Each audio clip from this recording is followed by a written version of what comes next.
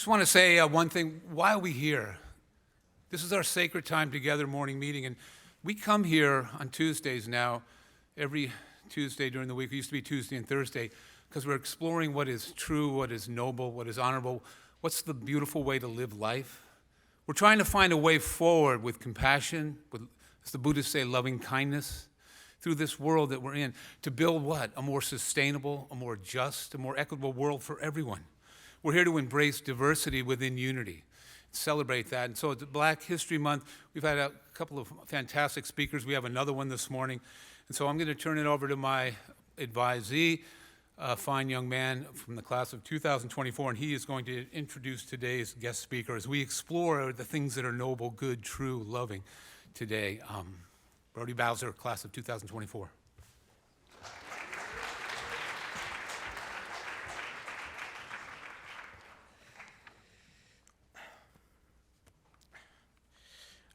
This morning's morning meeting speaker is author, activist, and public theologian, the Reverend Dr. Jacqui Lewis.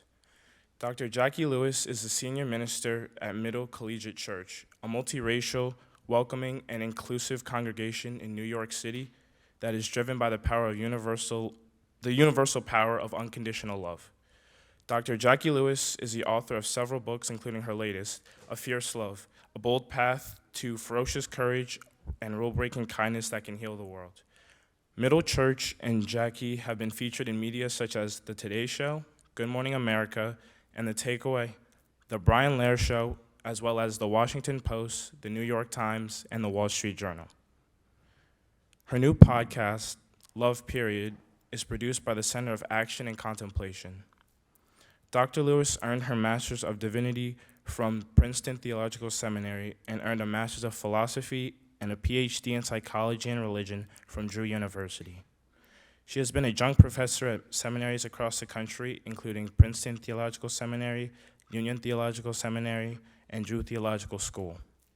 Ordained in the Presbyterian Church, Dr. Lewis is the first African-American and first woman minister in the Collegiate Church of New York, which was founded in 1628. Please join me in warmly welcoming the Reverend Dr. Jacqui Lewis to Taft.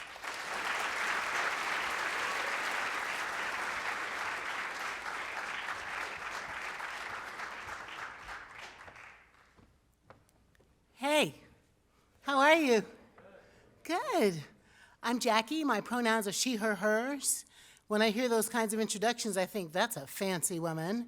But I'm not feeling particularly fancy today. I'm so excited to be with you. Teenagers, young adults are my favorite people in the world, besides my grandbabies. So can I take a picture of you? Is that all right? Set up and look cute. Show me your best shit. Show me what you got.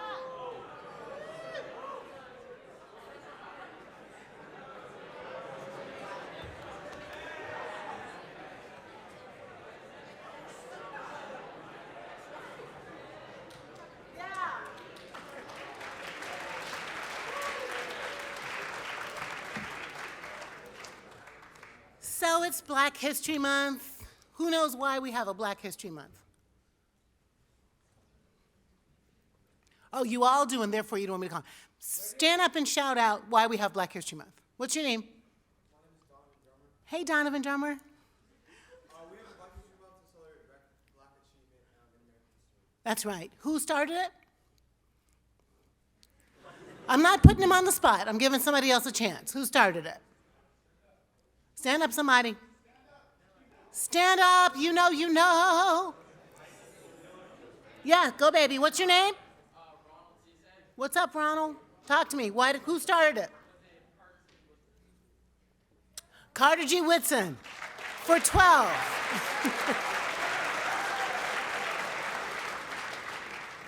Carter G. Woodson started a Black History Week, or a Negro History Week. We were Negroes back then, right, y'all?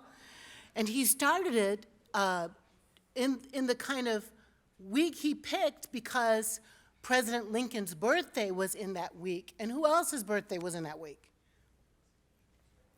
Somebody else, somebody knows. Frederick Douglass.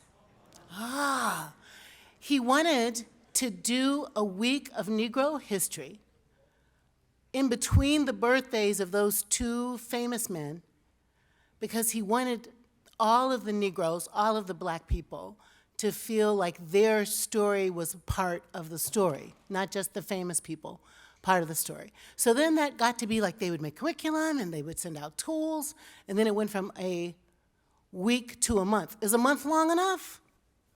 No. Why not? Come on, somebody. Why isn't a month long enough? There are 12 months in a year. Yeah, who said that? Right on. What's your name? Evan.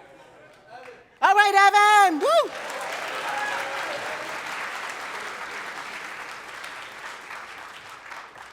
There's 12 months in a year, and Black history is what?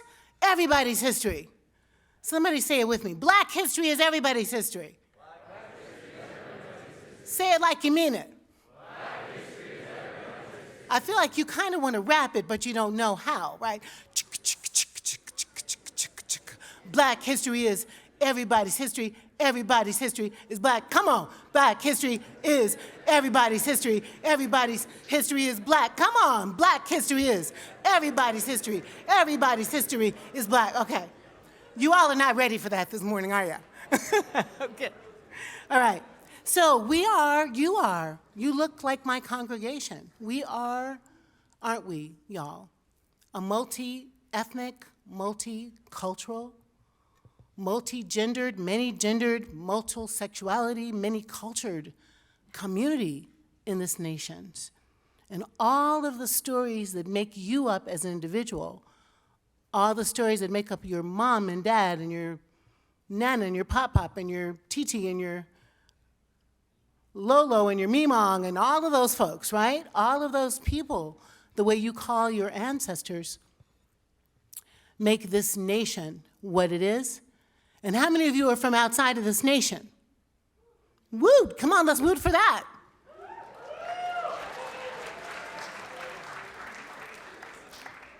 We are also a global family. No longer does it not impact los Estados Unidos, what happens in Guatemala, or in Russia, or Ukraine, or Liberia, or Jerusalem, or Pakistan, or Palestine. So I'm here to talk about love today. I'm not talking about the kind of love you celebrated on Valentine's Day. How many of you celebrated love on Valentine's Day? Oh, okay, I see it's like that. Okay, all right, you are the revolution, right? No Hallmark holidays. But somebody secretly gave somebody a flower. I know it, I can feel it. Some chocolate, right? Somebody took somebody on a date, right? On the down low, yeah. The kind of, all right, I can feel that. The kind of love that I wrote this book about, fierce love, which might sound like an oxymoron. Can love be fierce? Or maybe only love? Hell yeah. Who's that? What's your name? All right, Nick, I feel you. Hell yeah. The kind of love, these seniors, y'all. What are you raising these seniors? Seniors in the house?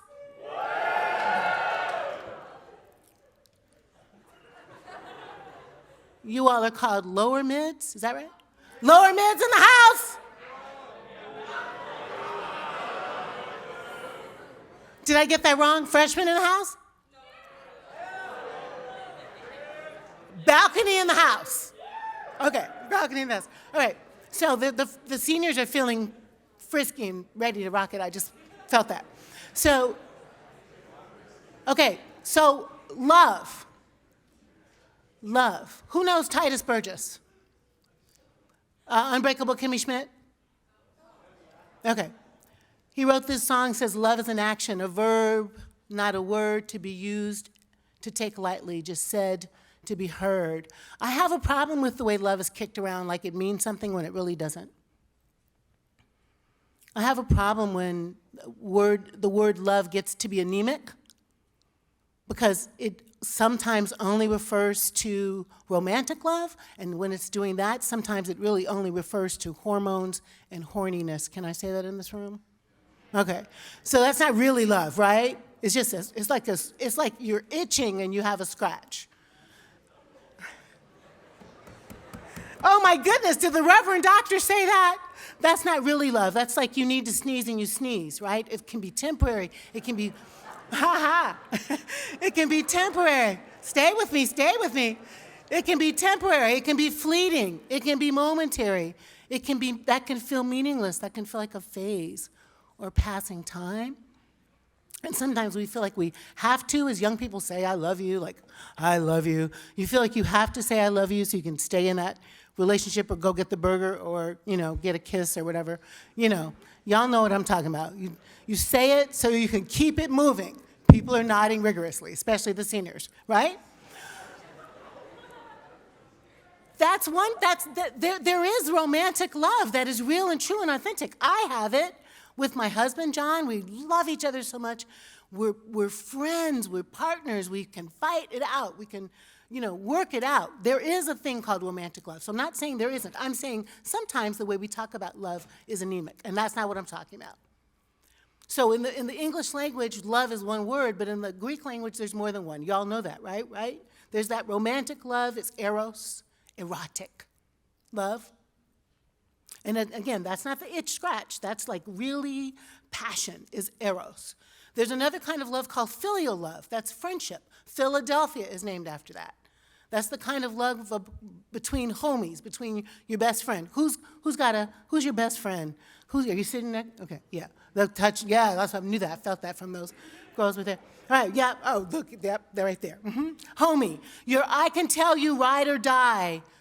Tell the truth, friend. That's a filial love. And then there's this love called agape love that the Greeks used to talk about an unconditional love.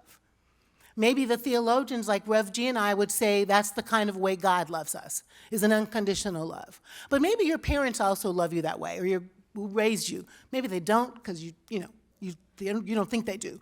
But the kind of love, because they are mad at you because you didn't clean your room. But the kind of love that makes a parent keep you in their house even when you act crazy, right? That's agape. The kind of love that made me hug my grandson after he hit his sister in the head with a water bottle. It was not a pretty moment, but after we gave him a timeout and we put him back in our arms, we were kind of saying, this kind of love will not go away. You can hit your sister, and it's not going to go away. And in fact, she's 4 and he's 2, and when he hit her in the head with the water bottle and we gave him a timeout, she went and hugged him and said, I forgive you. I know, that's a big ah. She's 4, and she said, I forgive you, and she was very particular. She said, Octavius said he can't talk, but Octavius said he will never hit me again in the head with a water bottle, and therefore I forgive him. She's very, very clear. That's agape. I think that kind of love is fierce because it actually does make up when there's a breakup. It actually does forgive. It actually does give fresh starts. It actually does start over. It actually is long-lasting. It actually is unconditional. One of my professors called love the non-possessive delight in the unique particularity of the other. Isn't that cool? The non-possessive delight in the unique particularity of the other. Maybe the unconditional regard of the unique particularity of the other. That's fierce. But fierce love is not only that, it's ferocious courage and rule-breaking kindness. Fierce love is why Martin King went to Memphis when he knew his life had been threatened. And he went to stand up with those sanitation workers. And even though he heard it. He knew it was in the world that he might die. He stood in the pulpit and said, but I'm happy tonight. I'm not worried about anything. I'm not fearing any man. Because mine eyes have seen the glory of the coming of the Lord, he said. Fierce. I might die, but I'm going to do the right thing. I'm going to sit at a lunchroom counter and demand to be served food. And I've been trained by Jim Lawson not to fight back. But I'm going to sit there, and they're going to hit me in the head with ketchup bottles. Fierce love. I'm going to walk up across this Pettus Memorial Bridge where these batons are waiting for me, where these dogs are waiting for me, and I'm going to do it again because my love is fierce and I know I can change the world. I'm Fannie Lou Hamer and I get my butt whipped, beat down in Mississippi. But I'm going to get back up when my body is hard and it hurts, and I'm still going to register people to vote. Fierce love, ferocious courage. I'm not afraid to take risks. I'm not afraid to put my body on the line. And I'm going to break some rules about it. All those black and white kids that got on the buses in the North where they could and went in the South where it was illegal to sit on buses together, rule-breaking kindness. Those women who drove those people to work when they started walking instead of getting on the bus, rule-breaking kindness. Break up with your husband kindness, because you're just not supposed to be white like that in those days. You're not white enough if you're hanging with the black people. Those clergy who answered Dr. King's call to come down to the movement and march, the ones who got beat up for not being white enough, the ones who got called N-lovers, rule-breaking kindness that can heal the world. We're going to go to the next page, and I'm going to pop you through this book, but I'm going to land, really, I'm going to stick on a chapter about everyday justice. This book is a book about how to love you first. That might be surprising from a clergy or an activist to hear say, it starts with you, but it starts with you. Do you know why it starts with you? Because all of the world's major religions have something in it about loving your neighbor as yourself. All the world's major religions. The Jewish colleagues, any Jewish friends in the house, right? All right. I love it. So the Tanakh, the Jewish Bible, actually says, you shall love the stranger, love the stranger. You shall love the stranger because you were once strangers in a strange land. One time it says love your neighbor. And that one time it says love your neighbor is in Deuteronomy, and Jesus quotes it. When he's asked, what's the best commandment? What's the best thing to follow? Jesus says, love God with everything you have, love your neighbor as yourself. Love God, love neighbor, love self. How many Christians in the room? Love, period. Everything else is commentary. You want to follow Jesus, you follow love. That's that. The Quran, how many Muslims in the room? Anybody? Yeah, baby. The Quran says, don't withhold from anyone that which you need for yourself. Isn't that beautiful? Don't withhold from anyone that which you need for yourself. Is anybody in the room sick? And by the way, friends, they say sick, not seek. I know, it's like, are they sick? But S-I-K-H, you do have 6 students. But the 6 say, don't do anything to break anyone's heart. Can you imagine a world in which we lived our lives by doing unto others as we'd have them do unto us, not withholding anything from anyone that which we need, not breaking anyone's heart? That would be a really good world. How many would you? I would think that would be a great world. I'd give snaps and claps for that world. But the missing piece of that, young friends, is the love yourself part. I am convinced you're not running the world yet. That's why this is a really important lesson. Lean in here. I am convinced that part of the reason that we have such a crazy, xenophobic, racist, crazy, anti-Semitic, anti-women, anti-queer world is because the people who are running the world don't love themselves.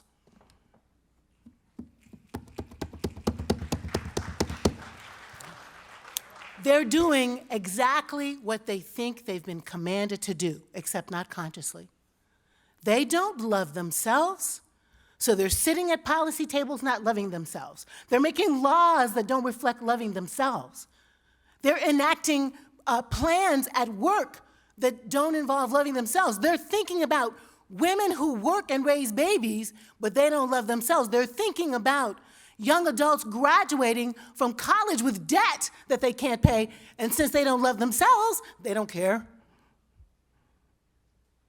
They don't care. They don't love themselves. There's a hole in their soul where love should be, and they think that they're powerful, and they think that they're badass, and they're really broken.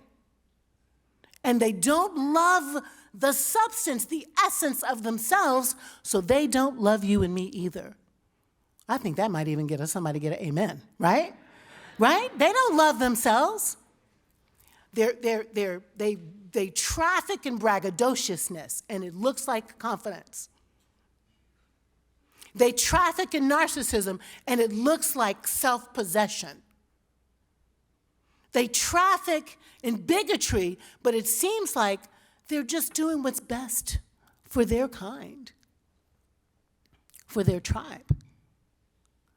If they loved themselves, they'd understand the spirit of Ubuntu. Ubuntu is this ancient philosophy that predates our religions. Numuntu, watch this, Reverend G. Numuntu, Ngubuntu, Ngabantu. Zulu, I did that just for the Reverend. Umuntu, Ngubuntu, Ngabantu. How many of you are from South Africa, been to South Africa? Right. How many of you know Mandela?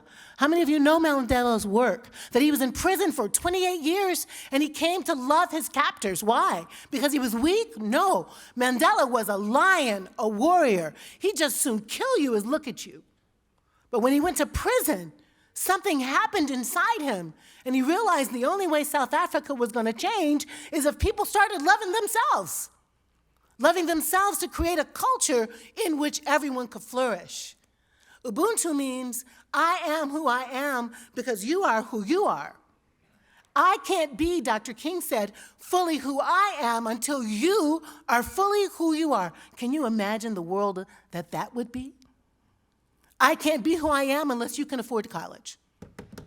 What? I can't be who I am unless your grandmother can afford to pay her meds. I can't be who I am unless the children who are separated from their parents, both the Chibok girls who are still separated, God have mercy, and the children in Mexico, I can't be who I am if they're still sleeping under foil blankets. I can't be who I am while the children in Detroit, Flint, still drink dirty water. Do you hear me? And you can't be who you are either until my Black life matters, for real. You gotta love yourself. Yeah. We're gonna change life. You gotta love yourself so you can love the world. And what I mean by that is, go ahead and change, sir. David, who's up there, change. What I'm gonna say is you gotta love you, who's ever up there, change it. You gotta love you enough so you can love your neighbor. And this country, this world, isn't gonna teach you to love yourself. I'm telling you how to love yourself. Is to be honest with yourself. You look in the mirror, you floss your teeth every morning. Some of you. I'm a night flosser myself, so it's okay. But you're brushing your teeth, you're in the mirror. What are you saying? What's the message? I'm stupid, my pimple, I got a pimple. Who cares about your pimple? I don't care about your pimple. I didn't do well on my test. I don't care. I didn't make lacrosse. Ugh. Okay, that's different, I know. But you are a child of the universe. I would call it God, but I don't care if you don't. You are made in the image of the divine. There's divine energy in you. There is love in you. There is purpose in you, and power in you, goodness in you. And the world needs you to let it loose.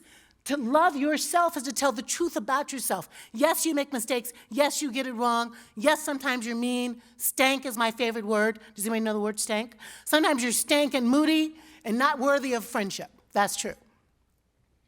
But you're still worthy of love because you are love. You are love in flesh. You are love made flesh. You are love inside a body. When I was your age, there was a movie called Cocoon. It was a science fiction movie. These people were cute. One of them was Rockwell Welch's daughter. She was very cute. But when you unzipped them, they were light. There was just light in there. You are light in a body. You are love in a body. You got to love yourself so you can love the world. Say it with me. I got to love myself so I can love the world. You're going to get this journal as a gift if you buy the book, and so please do. But anyway, got to tell the truth. I make mistakes, I'm okay. This one over here, traveling lightly. How are we going to love ourselves? You're going to have to let some stuff go, man. I'm looking back there at my new friends who are older than y'all. Every single day of your life since you were born, you could pick up something that was not good or something that was beautiful. You stood up and watched, and your mom and dad went, "Woo, look at you, Jerome, that was fantastic." You made your first letter on your alphabet, and somebody said, "Oh my God, Jane, that was the best A ever. You made a big A." And then you get to kindergarten, and somebody says, "I don't like your hair." Do you understand what I'm saying? You're not in the safety of the house where you're loved and shiny, and you're in the world. And the world's like, oh my God, I don't like people like you. I don't like you. I don't like you. And you take it in deeply. And then you're not okay. You're going to work against it all the time. I'm saying, let that ish go. Like that's a project that we're all in as a human. You might need a coach, you might need a counselor, you might need a best friend, you might need to tell your support team, but your job is to get light. Do you feel me? Your job is to let go of the voices in your head that say you ain't, so you can be fabulous and awesome, so you can love the world. Everybody say yes. Yes, I'm gonna love me. I don't believe you. What? I'm going to love me. So I can love the world. All right, let's keep moving. I love you too. Let's keep moving. Okay. Now, this section thing is about turning some of this love outward. It is actually taught to us in America to circle up our wagons, to stick with our own kind. And your own kind might be diverse. Your own kind might be Olive Taft. But that's not enough. That's not really enough wild love. When I was 22, I had a car accident in Canada. I almost died. My car flipped over on wheels like that, no kidding, and then spun around and then flipped some more. And when the car stopped on its tires finally, I was still alive with my boyfriend type person. Yes, I had one. And we went to the hospital, and they kept him, and they didn't keep me, and I didn't have any money because I was 22. I didn't have a credit card yet because it was in the olden days, and I was 22. And I was just standing in the room crying in the lobby of the hospital, crying my eyes out. I was the skinniest black girl with the biggest afro. I had a big afro. Colin has nothing on my afro. I mean, my afro was a whole world by itself. And I'm standing there in the hospital lobby crying my eyes out, and I see this little white lady staring at me. I'm like, why is she staring at me? I have glass in my hair. I'm sure I'm bloody. She walks over to me and she goes, "What is wrong?" I say, "Ma'am, I had a car accident. My boyfriend's in the hospital. I don't have any money. I don't have any place to stay. I just don't have anything." And I'm crying. She goes, "Okay, wait, shh. Let me help you." She takes me to McDonald's. She buys me food. She takes me to the drugstore. She buys me toothpaste, aspirin. She takes me to a hotel, pays the bill, checks me in. How many of we know that Good Samaritan story? She was really a good Canadian. She saved my life. She was the good Canadian. She checked me in. She picked me up the next morning. She took me back to the hospital to get boyfriend type person and sent me on the way to Rochester. What? Wild, crazy, rule-breaking affection. You may never have a chance to do something like that. It might not feel safe, actually, to do something like that. But you do have a chance to be the unbully.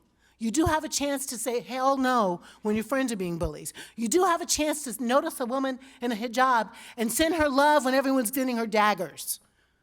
You do have a chance to be friends with the friendless one, to welcome the stranger, the kid that doesn't yet know how to be. And you can do that in your whole life long. Your whole life long, you can notice the one who doesn't seem to fit and help them fit in. That's the kind of love that will heal the world. Somebody say, "Yeah, I got that."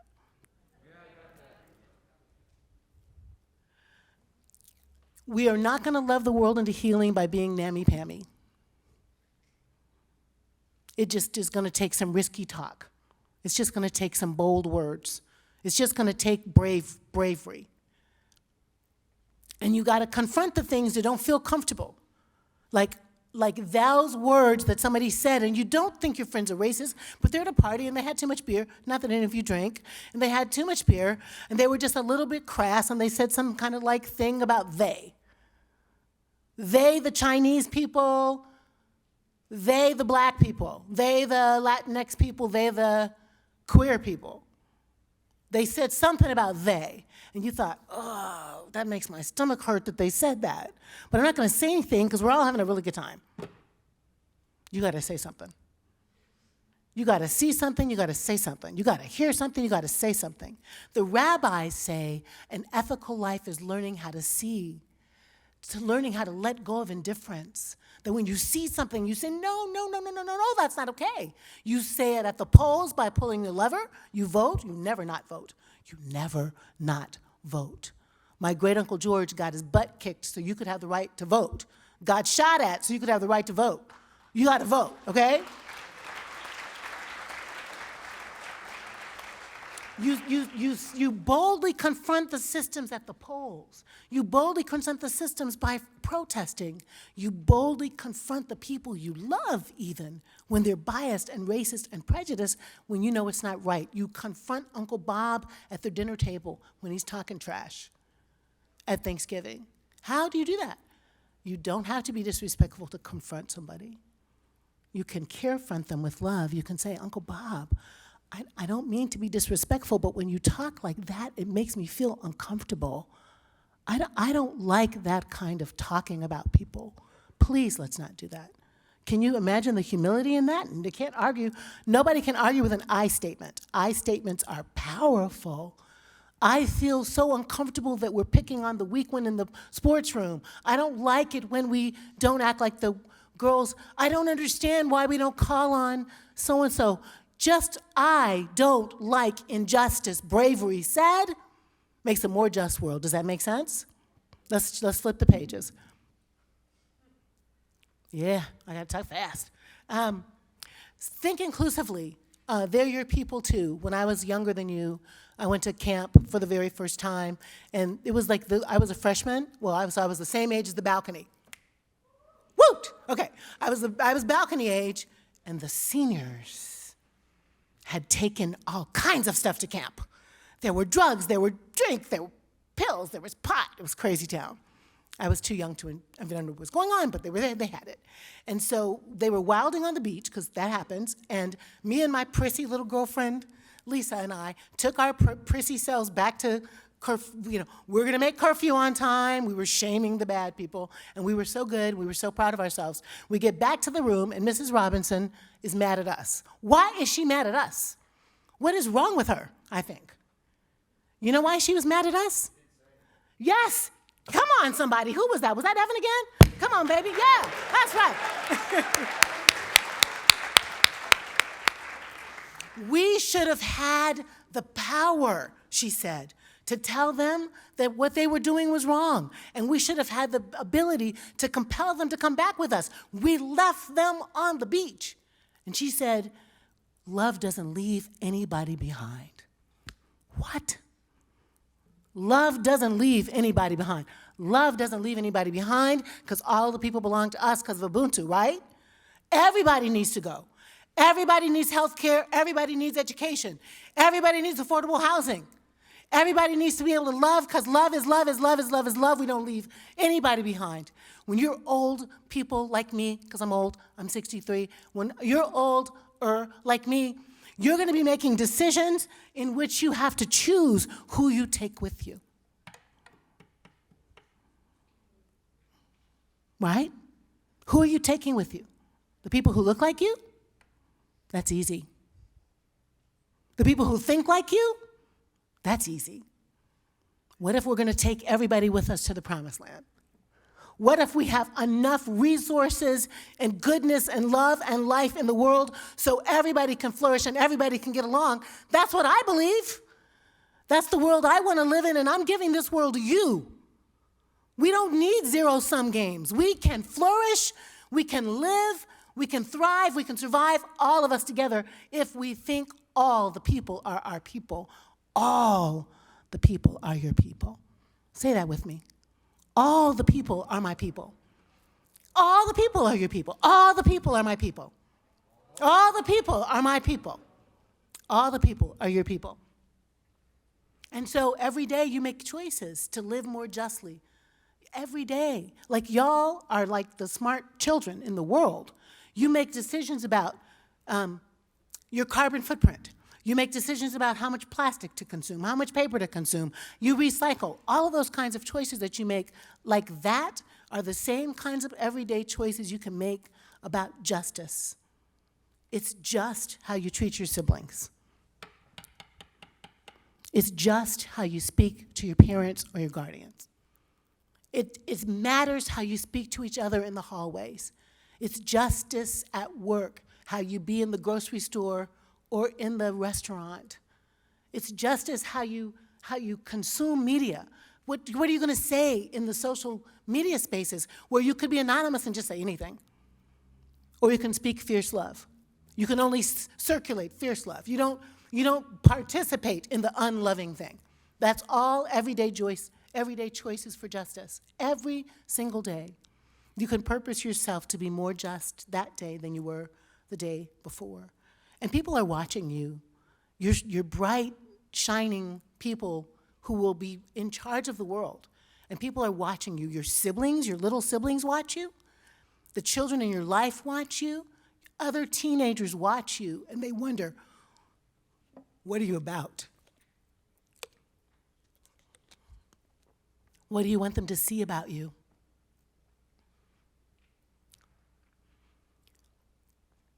They're watching, and your life is a text that they're interrogating. I want them to see you be brave to say that song out loud. To let your words, your conduct, your activities, your way to be in the world communicate brave, fierce, everybody belongingness. I know you've been talking about belonging. That's your choice every day. Next page. We're almost done. Oh, we're here. Okay. Sorry, guys. I'm allergic.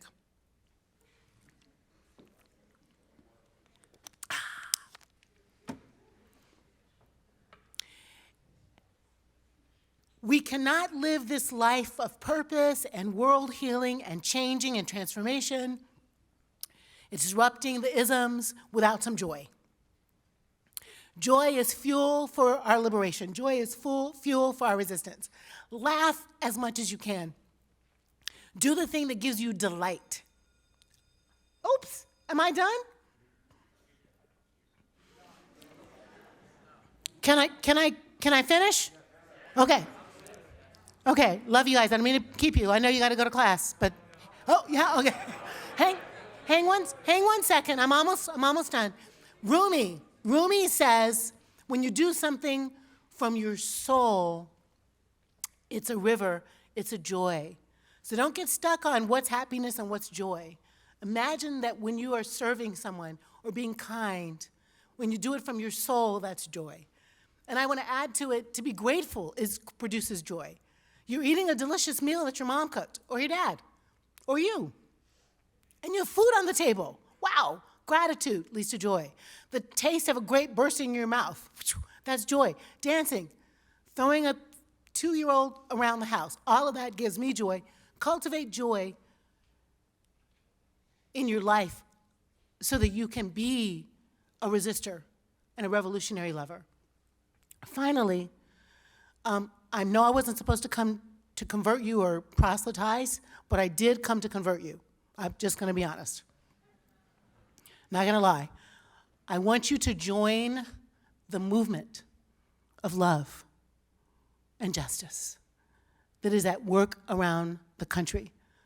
I don't care about your religion. I don't care if you believe in God or not. I don't care if you're atheist, agnostic, humanist, UU, Buddhist, Zoroastrian, Methodist. I don't care if you're Christian or Muslim or Jew. I want you to believe in love. I want you to believe that love is the most powerful force on the universe and that it is the only thing the only force that is stronger than hate. It is stronger than bigotry. It is stronger than sexism.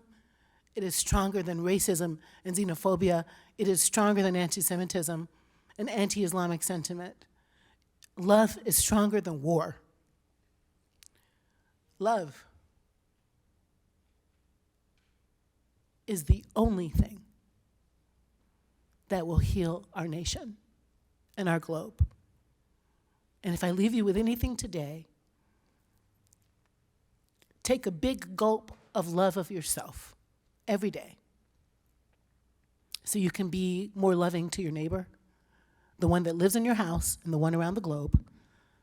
And together, you and I, we can heal this land. You and I are the ones we've been waiting for. Thank you.